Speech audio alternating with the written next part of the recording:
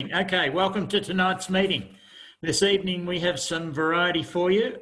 Adrian Newman and Glenda Newell are going to talk to us about their trip to Antarctica in 2019 or 18, was it? Prue will conduct another of her trivia quizzes. We'll have a short documentary on a chap called Bob Bondurant, who was the lead driver for the Shelby Cobra team in the 1965 GT Championship. And we will have a short video from Casey about her car. And now, welfare. I regret to tell you that Elaine Lidner is back in hospital, but she's doing okay. And Denise Anderson is in hospital having had a triple bypass, or she's maybe out of hospital by now. Apologies. The only ones I have were Ron and Mick Smith. The previous minutes of the previous meeting, which were in the magazine, I need someone to move them, and someone just put your hand up, and someone to second them. Okay, Alan and Ross Hudson, thank you. Business arising, correspondence. Motorsport Australia have notified us that the president is stepping down at the end of the year and is being replaced by Andrew Fraser.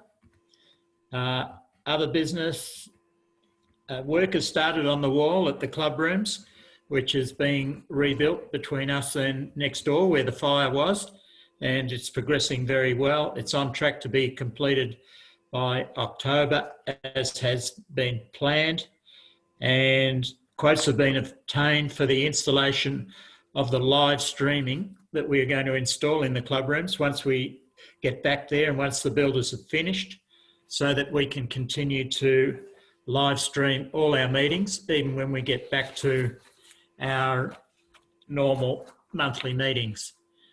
I've already mentioned the trivia session by Prue. Report, the financial report will appear in the magazine, the next magazine. Membership, I don't know whether Simon's on board anywhere, or I haven't seen him. In any case, we'll continue on. Social, Les Matheson has been in touch, inviting the club to have a weekend down at Paynesville when restrictions are lifted. There's plenty to do down there. They've got a new restaurant, and I spoke to Les during the week, and he's very keen to get the club down there when we want to get away from Melbourne. I said we'd like to get away now, but we can't. So we'll keep a tab on that. Mandy, the editor, Regalia, I don't think there's anything. Competition. Rod, did you want anything to say?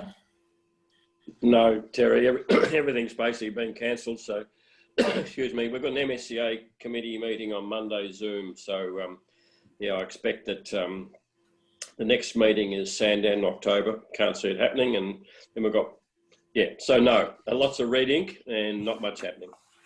Okay, thanks, Rod. Where are we? Mick has continuing to remind me about the Christmas lunch date on the 13th of December.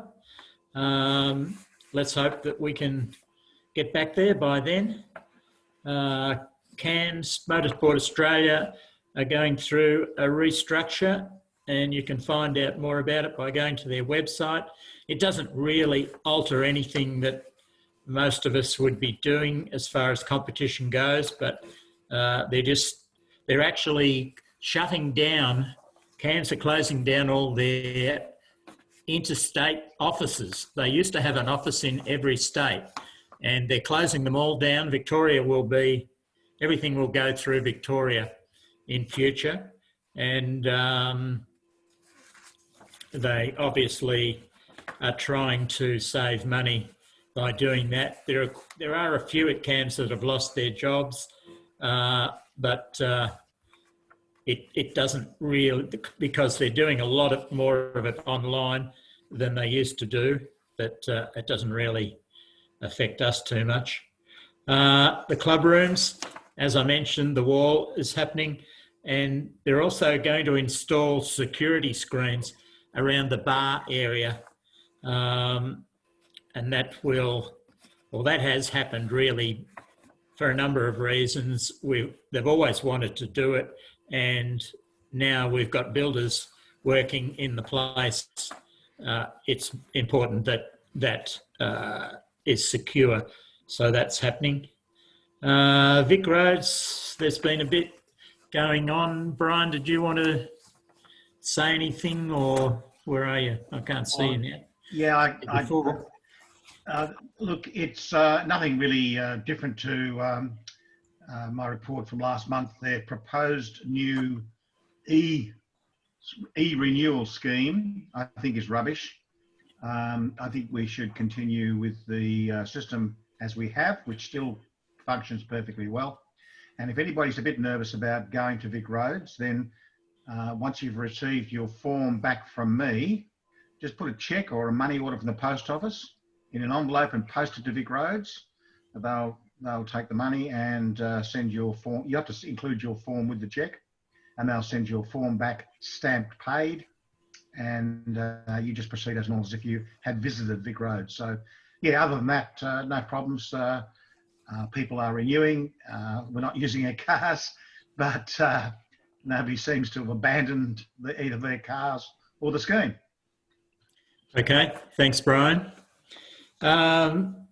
Okay, Gordon, I think we might have the short video of Casey's next. Now, Casey, Bruce. Yes. I wanted to talk about refunds as part of the business. Oh yeah. Okay. Go on, Prue. Okay. Can everyone hear me? Yes, we hope. Yeah. Refunds. Well, the quickest and most accurate way for me to handle the bank details is to just do a copy and paste from everyone's email straight to our bank, and then I can make the payment from the bank. However, your banks will not recognise an account number that has hyphens or spaces or anything else like that in it. They just send the money back to us. So you must be very careful not to put any spaces or hyphens or slashes or hashes or anything else in with the numbers when you email them to me. The BSB numbers usually comprise 6 digits, and that's it, just 6 numbers, one after the other. Account numbers can be anything from 6 to 9 or 10 digits, but again, no spaces, no hyphens, nothing else, just numbers, please. Okay? Okay. Prue, we should mention that there's still, how many have we done now? About 70? Yeah, roughly 70. We've done about 70 refunds, but that means that there's probably another 50 or 60 people that have not got their refunds yet. I contacted most of the other states because it's surprising, but all the states tend to have their meetings in this first week of the month.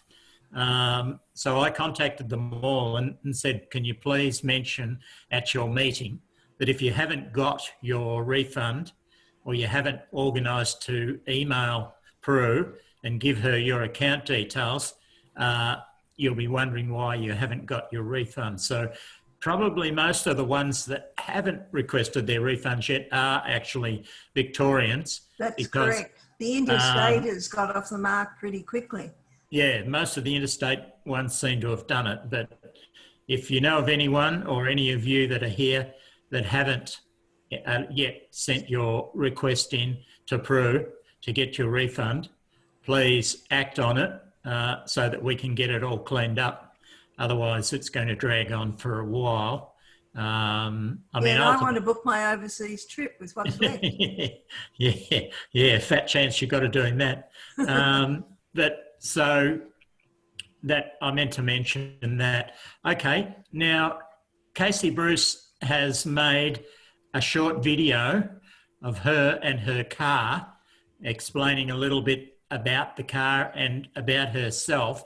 And we are hoping that other members would like to do something similar. Now, if you're as bad on a computer as me, you probably need to enlist the help of a son or something, like your son or one of your grandkids or something to do it.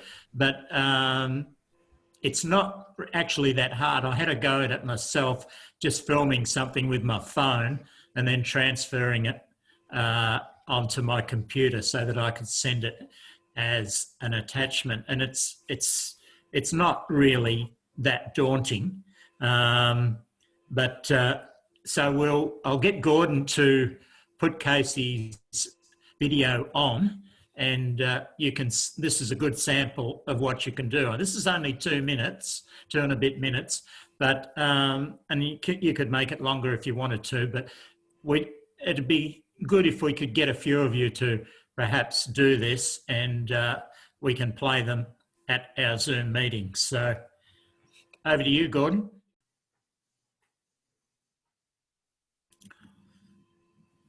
Hi everyone, my name is Casey Bruce and I am the proud owner of this beautiful Austin Healey BN4 106. This car was of course my father's car, of which unfortunately I lost my dad just under 2 years ago, and it has been entrusted to me, of which I love and care for this car just as much as my dad did. Of course, behind the scenes is my wonderful partner Heath Davey, who does just as much work on this car as my dad did. He of course loves it as much as I do, and he's the chief in charge of polishing, and you can see I don't think I'm going to sack him anytime soon. So a love of all things cars. Dad and I also shared a passion for aircraft, so one of the things that we have at home, which again of course is British, just like the car, and that is a de Havilland Chipmunk aeroplane, which we fly around in the sky. So I can't wait to get the plane and the car together for a lovely photo one day. A little bit different, something about myself. I love the racing industry. I've been a jockey for approximately the past 17 years, where I've had a great deal of success on the track, riding all over Australia, as I've ridden just over 300 winners or thereabouts. Nowadays, what do? Well, I don't ride anymore. I still ride track work, but I don't race competitively, as I'm a mum now, a mum of one to little Taylor, who loves this car just as much as her pa and her mum. And at the end of the day, I've been entrusted with a horse called Chautauqua, who won $10 million on the racecourse. Now, as a retired racehorse, he's been given to me to take into another career, which I plan to show him in the future. Still on the note of racing, I also do racing media, where I have a keen eye for fashions on the field, where I host and do media as well. So I enjoy all things fast in terms of cars and horsepower. That's my combination. So Dad and I used to go to all the sprints. I used to go to the hill climb. I was his shadow whenever we went to anything that had anything to do with the historic cars over the years. And as you will see very shortly, when we're allowed to get back out and go to events, myself, Heath and I will be out with this beautiful car and hoping to be joining you all sometime soon. So that's a little bit of a background on me, Casey, as I like to hope that you're all enjoying, once the restrictions are lifted, getting out in your beautiful cars, and we hope to catch up soon and go for a drive with you all. Until then, when we meet up at the club rooms one day, I'd like to share a little story with you in the future, just about this car and what it means to my family. No doubt I'll see you all soon. Stay safe.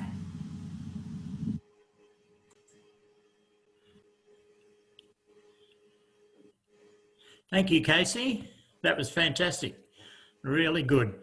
That's exactly the sort of thing that we are hoping to get. So if anyone feels game enough to have a go at producing something like that and sending it to either me or Gordon, and we can include it in one of the future meetings. But that was really, really good. Okay, I'll hand over to Prue next, and we'll do the trivia quiz. Write your answers down, and then we will give you the answers later on in the meeting. And so over to you, Prue. Okay.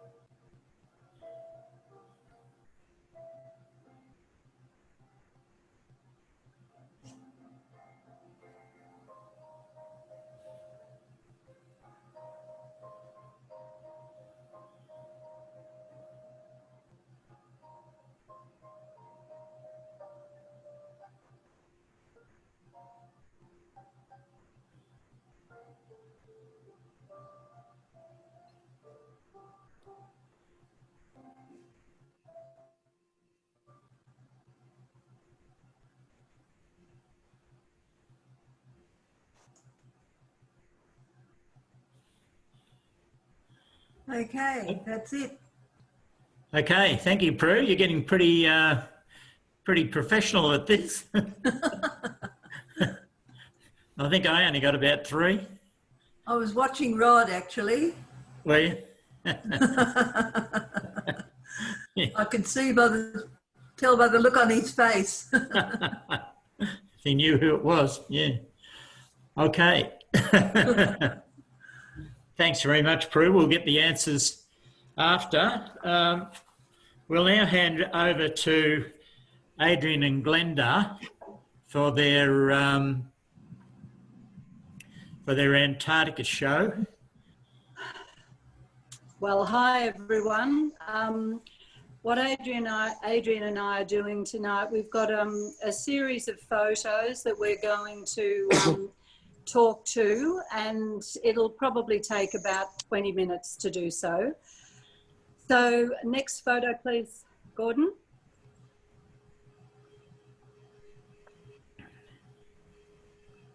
Next, thank you.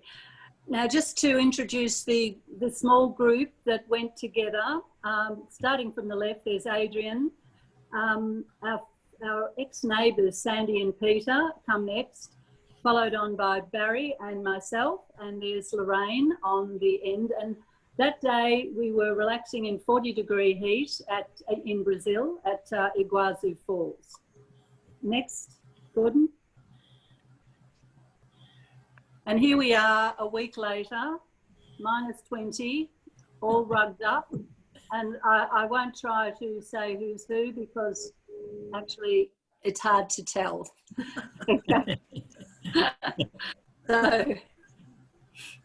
So the next photo, this is the itinerary. We flew into Buenos Aires, and then that photo on the right-hand side is actually the memorial to Evita in Buenos Aires. We stayed there a week or two, up to Iguazu, beautiful falls, amazing falls, huge. And then we went all the way down the bottom of Argentina to Ushuaia, and that was where we got onto the scenic eclipse onto the boat. So now over to Adrian.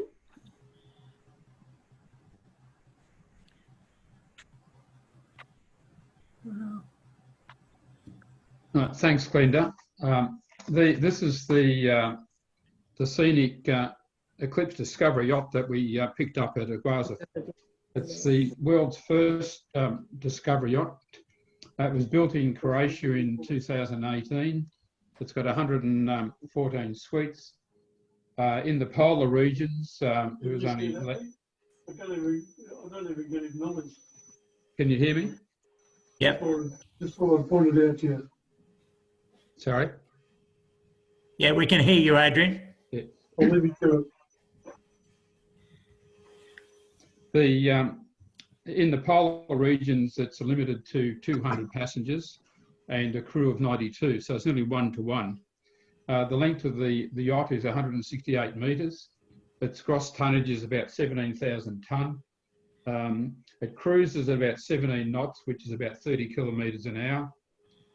It carries 2 Airbus helicopters and a U-boat works cruise submarine. Plus, it's got Zodiac landing boats. The rooms are 6-star luxury. Next one, Gordon. This is a view from the helicopter. We, the day that Lorraine and I went for our helicopter ride, the boat was on the move, so we took off and landed while the yacht was moving. Next one, Gordon. That's a photo of one of the Airbus helicopters coming in to land. The next one. That's a view from, in fact, that's Lorraine's hand with her iPhone. We're trying to find the yacht. The captain had radioed the pilot in the helicopter what his speed was. So we then headed to find and land. But just as we went to land, the yacht had taken off and increased its speed. So the way they land these helicopters on the yacht is they come in from the side and land across the yacht. So we're flying sideways in the helicopter, chasing the yacht until we synchronised our speeds, and then we dropped onto the yacht. So it was quite an exhilarating experience and actually magic from up in the sky. When you're right up, it was hard to pick the yacht out from the icebergs. The next one, Gordon. That's the Neptune scenic submarine. Unfortunately, we didn't get to go on it. The problem they had at that time of the year that there was too many icebergs, and as you know, that a third of the icebergs are underneath the ocean, underneath the sea. So they tried a few times, but they gave up. The next one, Gordon. The Zodiacs that do the shore landings approach the vessel that opens up at the side, and then you embark and debark onto the Zodiac via the boat by the side aperture of the yacht. The next one, Gordon. There's just a shot inside the yacht. This is the whiskey bar in the main lounge. It also has a number of very nice restaurants. The next one, Gordon. There's a Japanese restaurant which we participated a few times, which is absolutely brilliant. we go to the next one now. We're now heading into the from Ushuaia, heading to the Antarctic Peninsula, and we obviously have to cross the Drake Passage. We left Ushuaia in Argentina and headed to the South Shetland Islands, which is approximately 1,200 kilometres. This is a brand new yacht. It had never sailed into this area before, and the Drake Passage is a body of water between Cape Horn in the South America and the Southern Shetland Islands in Antarctica. This is where the three seas meet, the Antarctic, Pacific and Southern Ocean. And because the currents here have no restriction of land, they are some of the most choppiest waters in the world. They can experience between 20 to 30 knot winds, which is about 40 to 60 kilometres an hour, and around about 10 to 15 kilometre waves. The going was fine. We were all worried about the trip across the Drake Passage, but we just go to the next one, Gordon. The going was, the wind was about 13.5 metres a second, which is about 48 kilometres an hour, and we had 2 to 3 kilometres at waves. And as we approached the Shetland Islands, which is the first group of white islands you see, their temperature by then was down to -0.4, and as you can see by the screen, we had about 13.5 metres a second wind speed. If you just go to the next one, Gordon. There's Lorraine and Glenda doing a Titanic. As you can see, the Drake Strait was beautiful, and we basically said, what in the world are we worrying about? But on the return from Antarctica, we suddenly found out what the Drake Strait was all about. We hit 20 metres a second wind, which is about 70 kilometres an hour, and our waves were between 15 and 20 metres high, which the boat just disappeared. And the captain came over and he just reassured us that we were fine and that he'd never experienced such a worse trip. And this was the first time the boat had ever experienced such rough seas. So, and he was pleased that the boat was surviving. We were heading to the, just go to next one, Gordon. We're headed into now heading to the Arctic Peninsula. We first experience was into the South Shetland Islands, and then we went across the Bamford Field into, and I haven't named that here, into the Arctic Sound, then around into the Weddell Sea, then back around down into La Mer Channel, then back to Deception Island, which is a volcano, and then back across the Drake Passage. Next one, Gordon. When we went through the Arctic Sound, we were heading to the Weddell Sea. The Weddell Sea is the area that was discovered by James Weddell in 1823. It was originally named after King George IV, but was renamed again in Weddell's honour in the 1900s. The landings there.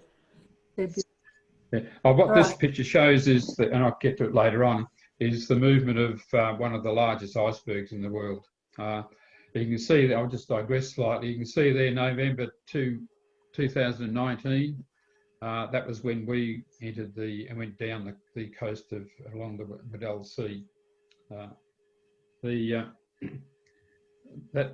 Just going back on the Arctic Sound, it separates the tip of the Arctic Peninsula from Dundee Island and is also named the Iceberg Alley. The next one, Gordon. As you can see, we're just travelling through sea ice. The largest icebergs drifting in the Weddell Sea are named and tracked. We just go to the next one, Gordon. This is a small iceberg, but similar. If the iceberg, which we couldn't photograph, it was called iceberg A68, which has an area around 6,000 square kilometres. It's more than 200 metres thick, and is carved from the Sen Sea ice shelf in July 2017. And it is currently the largest iceberg in the world. It's 175 kilometres long and 50 kilometres across. So as you can see, we wouldn't know if we looked at it whether we were looking at land or whether we're looking at an iceberg. But the one in the photo here was a typical iceberg floating by in the Weddell Sea. We just go to the next one, Gordon. Obviously, you've got smaller ones floating around all the time. The next one, Gordon. And there's a close-up of that same iceberg, which they're quite daunting when you get close to them. The next photo. We're now back around looking for an ice shelf to go and test out the boat. So this is a typical ice sea. We had breakfast one morning looking out the window, and that's what your vision is as the yacht breaks through the sea ice. The Antarctic sea ice usually reaches its annual maximum extent in mid to late September and reaches its annual minimum in late February or early March. The surface of the ocean around Antarctica freezes over the winter and then melts back into summer.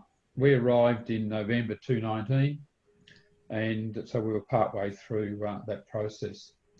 So, as I said, that previous morning over breakfast, we were watching the floating ice go by through the window from breakfast. And then early the next morning, we woke again with crashing ice. The next one, Gordon. And the yacht, which is an icebreaker class, was doing a bit of a test to see how well it went and was crashing into the ice sea. It did a few attempts to try and find thicker ice. And by 7 a.m., we pushed into the sea ice, and the Discovery crew had been out onto the ice shelf and checked out to see where areas were safe and marked out the safe areas. And then after we geared up, we were able to leave the yacht and walk on the sea ice. Next one, Gordon. You there, Gordon? There we are, all gathered, ready to return. Let's go to the next one, Gordon. What they normally do is we have a rum bar before, and this is 7:30, 8 o'clock in the morning, ready to participate in the rum to warm us up before we rejoin the yacht. Next one, Gordon. And basically, unfortunately, in paper cups, but nevertheless, we have to leave the Antarctic area in a pristine condition. So there was no glass, obviously. The Glenda will cover the penguins that appeared out of nowhere on this particular part of the landing, and you just go to the next one, Gordon. This is the heading to the Lamar Channel. The steep cliffs hem in this iceberg-filled passage. It's around 7 kilometres in length and about 1,600 kilometres in width. The scenic yacht is a beam of about 22 metres, so it was reasonably tight to try and get around icebergs. The Lamar Channel was discovered by a German expedition in the 1870s and wasn't traversed until about 1898. And then it was named after Belgian explorer Charles Lemaire. We had headed for the Antarctic Circle via the Lemaire Channel, but unfortunately turned around at the 60 degrees 40 minutes due north due to iceberg blocking the channel. We were aiming at the next one, Gordon. We were aiming at the Arctic Circle, which is 66 degrees 56 minutes, and we made it to 65 4 minutes, unfortunately. So next one, Gordon. So unfortunately, that was a bit of a disappointment because that Lamar Channel is probably the most photographed channel in the Antarctic. Here we're back through the floating ice, heading back, retracing our steps again. Next one, Gordon. Right, the protection of the Antarctic's pristine environment is both very important to any yacht or cruise ship heading into Antarctica. This Discovery yacht was very pedantic about being clean and not leaving any footprint or anything on the Antarctic shore at all. So prior to each departure for a Zodiac landing, just go to the next one, Gordon. That's just getting back off again. So the next one, Gordon. So as you came off, you put your boots through a mechanical scrubber, and then through a decontamination trough. And next one, Gordon. And then you return to the mudroom. This was before we left. Obviously, the girls were nice and clean, and they hadn't put their polar gear on yet. Next one, Gordon. And then the next one. And that's back, just returning now. So on the return to the mudroom, this is called the mudroom. You go through the rum bar again, which in this case was inside the yacht, and then you derode. We were in the Antarctic Peninsula for about 12 days, and we completed approximately 12 shore landings. So, the shore landings, Glenda will take you through in the next episode. Thanks, Glenda. Okay. All right, so the next photo, please, Gordon. Every day we had 2 landings usually, and they would inform us whether they were going to be wet landings or dry landings. And they were very careful about how we actually embarked into the Zodiac, how we disembarked from the Zodiac. There were a number of, probably about 4 crew always around. So the dry landing, which was the easiest, obviously, because the Zodiac would pull up on a rocky shore. I remember a couple of times it was covered in ice, and they'd got out and they'd kind of cut steps into the ice, which was nice. Wet landings, we had to slide off the side into about 20 inches of freezing water. But the boots were good. The boots were very good. They came up to our knees and they were thick. And the boots were actually kind of provided by the boat. They were hired for us, by us. And just for interest, part of the deal, you were given those Arctic jackets, those very warm jackets by the company. So next photo, please, Gordon.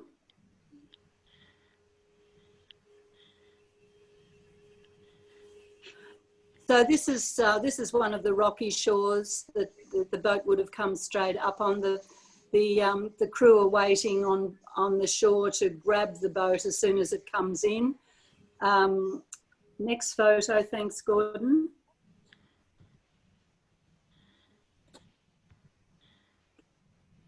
Oh, there's Barry sitting at the back of the boat. He's on. This is when we're getting back in to go back to the ship. And there was a particular way we had to get in and out. And that's Lorraine. That's Lorraine demonstrating how we had to get in. Okay, next photo. That's just kind of heading off. Very windy, very cold on those journeys over to the various places where we landed. The Arctic wind was freezing. Next photo.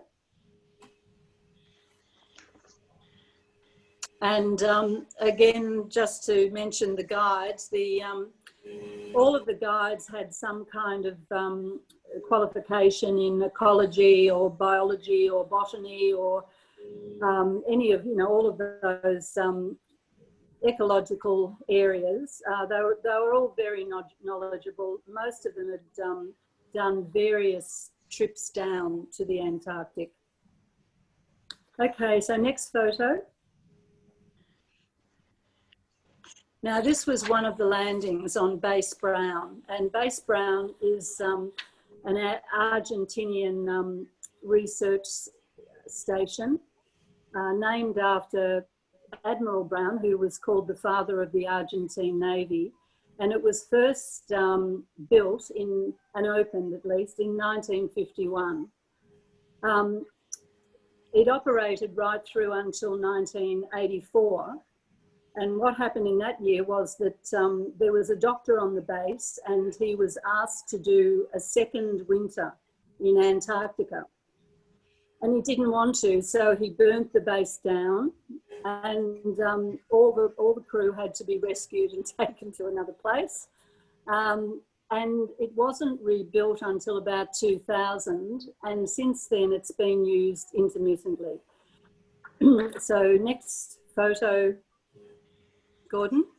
And this gives you a little idea of the bay. It is a really beautiful bay. It's called, this doesn't do it justice. There's another photo. Next one, Gordon. It's called Paradise Bay, and it really is beautiful. It was named by the whalers as Paradise Bay in the early 1900s. So next photo. And there we are. So we can say we've been to Base Brown, Barry and I. Next photo, Gordon. And I think this is Lorraine and perhaps Sandra, but again on Base Brown, looking towards the ship.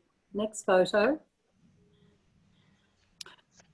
Rightio, now we're on to seals. Now, there's about 6 different kinds of seals in the Antarctic, and to be honest, I really don't think I identified them all at all, but these little ones I think were fur seals, just lying there, not doing anything, not bothering anyone. That's the next photo of them. I think these ones are the ones that their young people used to go down and kill them, you know, whack them on the head to get their beautiful fur. That's not happening anymore. And just a little bit up to about 150. The elephant seals, they can reach 4,000 kilos. They are very big. So the next photo. Oh, going back to that, the penguin, yes. 4 types of penguin, lots of penguins down there. Now these are the Adelie penguin, this one, with the white around the eye. And this is named after a French explorer's wife who saw them in 1840. They're about 8 kilograms. So the next photo shows you the Gentoo. Next one, Gordon. This has got the red beak with a white stripe on its head. And then the next photo is the chin strap. Now those three kinds of penguin, they all build stone nests. Yeah, that's the emperors. But just to go back, can we go back to the other one for a minute? No, maybe not. The first 3. Which one? That one? Just stay there for a sec. All those rocks, the penguins spend the day looking for rocks. That's all they do. And they build nests out of the rocks. The male looks for the stones to build the nest. Now, they all do the same thing, those 3 kinds of penguin, and they all lay 2 eggs. And I think they share in the incubation of the egg. The male and the female both share. Now, if we go up to the next photo, which are the emperor penguins, the big ones. All of those little ones, they weigh about 5 to 8 kilos. And then on to the next one, the next photo.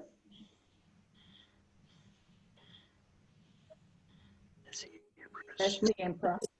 Next photo, Gordon. Yeah, and these are beautiful. These are the emperor penguins. They're about 1 metre tall. They weigh about 45 to 60 kilos.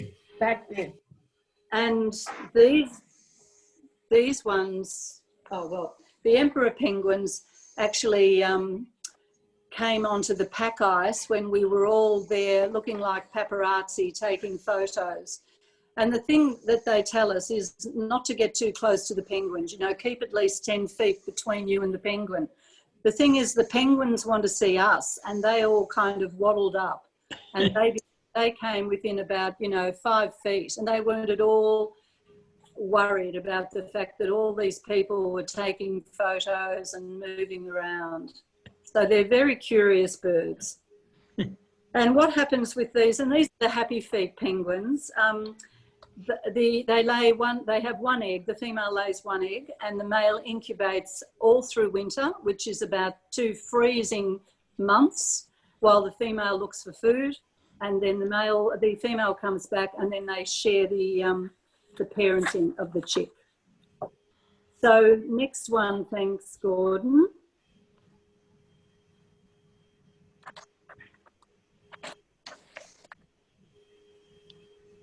Next We one. go to the next. This is just one of the penguins on an iceberg having fun, and the next one. And they all troop along like a dance troupe, really. They're very, very funny to see them. They're very fixed on what they're doing. Next one, thanks. That's a colony of penguins. There's often large colonies on each of the landings that we went to. Next one, thanks. And these are the penguin trails, and these are made in the snow, and they follow the same trails all the time. I mean, a little like cows do, you know, they always have their tracks. And we were told again, you know, not to get too close, but even if we were nearby, the penguin would still beetle through along the track. Next one, thanks, Gordon. Again, that's one kind of beetling along on his way to look for another rock to bring back for his lady penguin. So I think that's the last, this was, yes, a photo of us near the penguin tracks, and the ship puts out these markers so we know not to go too far. In fact, I think it was on this landing that an American woman that was on the ship disappeared into about chest-high snow because she went off the track. And there was a bit of a frantic trying to dig her out until we finally got one of the crew who had a better idea of how to extricate her from the snow. Okay, now I've got one, I think on the next thing is a very short video of how the male penguin gets one of the rocks and brings it over, and you can see how you can hear the female kind of rewarding, you know, approving of him for getting the rock. Have we got that little video, Gordon? Yep. Something happening. Here we go. Yeah, there you go. Yeah, so this little male penguin, he beetles across, so it's kind of a bit stuck, but can hear the sound. They kind of talk to each other while they're doing it. Here he goes. You can see the stone in his beak. He brings it over, drops it down, and she thanks him. There you go. Okay. Okay. So that's it. That's it. Okay. Thank you very much, Glenda and Barry, and Adrian and Lorraine. That's really good to have something a little bit different. Prue, do you want to have another go? Yep. At the results or the answers? Well, that's the quiz, yeah. Oh, yeah, got the name. Yep.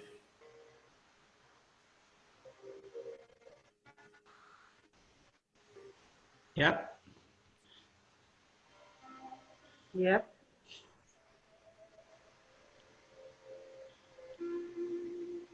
Number 2, Queen Elizabeth. Yep. Elvis Number Presley. 3, Elvis Presley.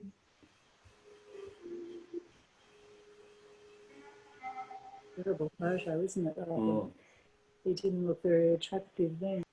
Number 4 was the easiest one of the lot. Yeah, everyone should have got that one. Hasn't changed. Number 5, Elizabeth Taylor.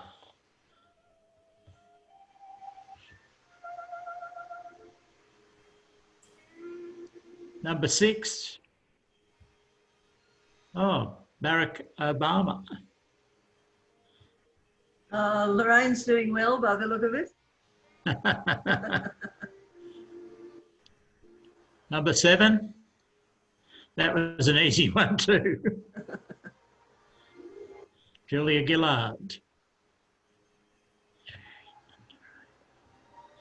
Number 8, John F. Kennedy.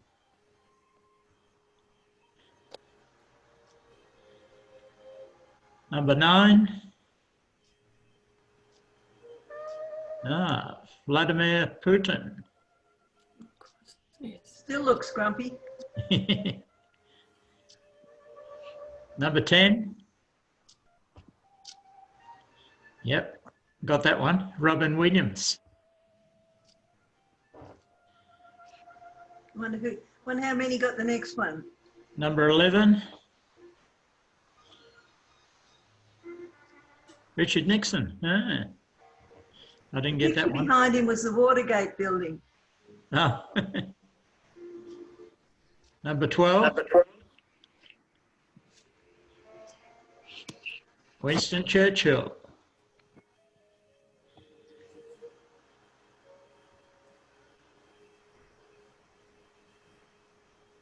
Okay. Okay, thank you very much, Prue. No worries. Make sure you send your answers to Prue if you want to win the grand prize, either by email or messaging her. All right. Anyone else got any general business they would like to bring up? Maybe Gordon could unmute us all. No, you have to do that yourself. You have to do it yourself, do you? Okay, so if you've got something to say, you have to unmute yourself. Terry, it's Selwyn here. Selwyn. I just read today that the Geelong Revival's been cancelled for this year, in case Yes. you know. Yes, I saw that too. And the most important thing is, how come you got Sandra's name on my little bit of the screen? Well, because Sandra owns that screen that you're using. Oh, geez. I knew you owned something. Hey, she probably owns a few other things you don't know about too. That is true. All right. Okay. Thank you. Terry, just Sorry? just for information, the New South No. Wales club has just cancelled Charlie's run in New South Oh, Wales. they have cancelled it, have they? Yeah, cancelled today. Right. Okay. Yes. I joined the Queensland Club Zoom meeting on Tuesday night, and they had their first weekend event. Oh no, sorry, that was Western Australia. Western Australia had their first weekend event down south of Perth, and they thought they'd probably get about 12 or 15 people, and they got 25, and 58 members turned up. Wow. They were just gobsmacked. But I think that's what will happen for us too. When we finally can have something, everyone will be dying to get their cars out and do something. But that remains to be seen anyway. Okay, thank you all for attending tonight. I hope you've enjoyed it. And Gordon doesn't want me to thank him anymore, but thank you, Gordon. And we look forward to seeing you. Bye, everyone. We've got another mid-month meeting in 2 weeks' time on a Thursday night, and that would be the 17th. But you'll get an invite about it anyway, and we're working on the content for that at the moment. Terry, Yes, Bill. just before we go, I just want to thank Casey for doing this interview. She was the last girl I asked to do it and the first one to do it for us. So that was fantastic. Thanks, Casey. Yeah. It was really well done. Yeah, thank you. And Casey.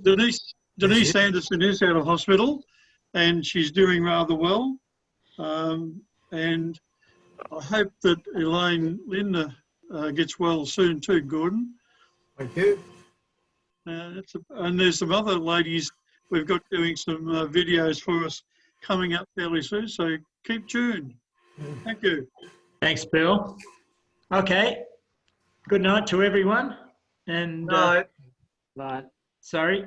I was just going to say, I'll leave the meeting open if anyone wants to have a chat between themselves. Okay. All right. Thank you very much. See you, everyone. Thanks. Good night. Thanks, Good night. Kate.